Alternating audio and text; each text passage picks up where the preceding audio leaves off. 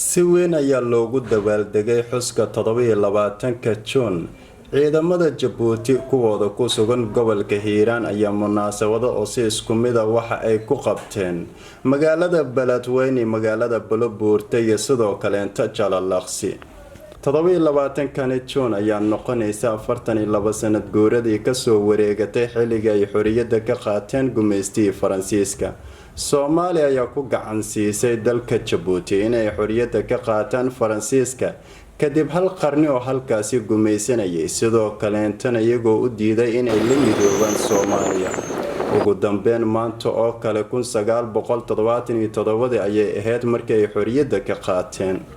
munaasabadaha lagu weyneynayay xuska 27-ka Juun waxaa ka qayb galay madaxweynaha dowlad goboleedka Hirshabeelle, xubno ka tirsan labada gole ee dowlad goboleedka Hirshabeelle, mas'uuliyiin ka tirsan gobolka Hiiraan iyo degmooyinka Bulabuurte, Jalalaqsi iyo magaalada Beledweyne.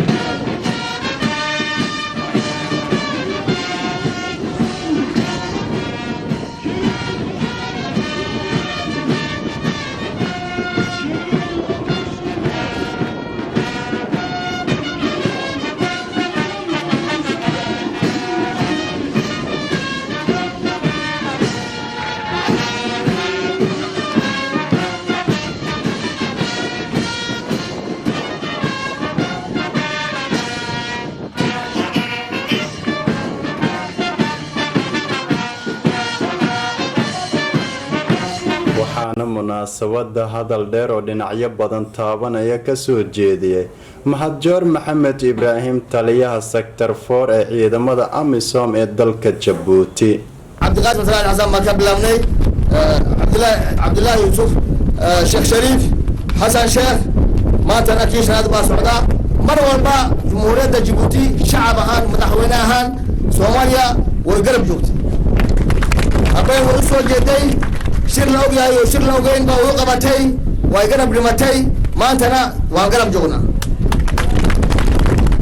marka dowladda Soomaaliya soo kacday oo calankiina alxamdulillah rabbil caalamiin lumaya waan faraxsanahay aad baan ugu faraxsanahay tartan badan baa la galayaa waxaan ka codsanay madaxweynaha reerka loo tartamayo sidoo kale Maxamed Axmed oo ku magac dheer Cornel Roble ayaa dhankiisa ka hadlay akali asaku ka maagunimi urutonkii lamaytu sanati cafaday to cafada ama baddaca gabuuti dawladda degaysay tan cafaday waysa ku diiri lahaa gabuuti shacbihi gabuuti dawladday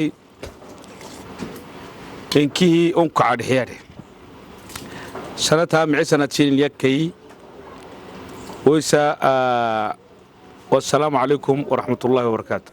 ugu dambeyn waxaa munaasabada ka hadlay madaxweynaha dowlad goboleedka Hirshabeelle Dr. Maxamed Cabdiwaare oo hambalyo u diray shacabka iyo dowladda Jabuuti. waxaan leenahay shacabka Jabuuti, hoggaanka Jabuuti, anigoo ku hadlaaya magaca madaxweynaha Jamhuuriyadda Soomaaliya mudane Maxamed Cabdullaahi Farmaajo, ra'iisul wasaaraha Xasan Cali Khayre, dhammaan shacabka Soomaaliyeed, shacabka reer Hirshabeelle waxaan leeyahay hambalyo horumarkaas iyo noloshaas wanaagsan iyo deganaantaas waxaan rajaynaynaa 50 sano soo socota iyo 100 sano soo socota in Ilaahay bashabashi barwaaqo ku gaarsiiyo.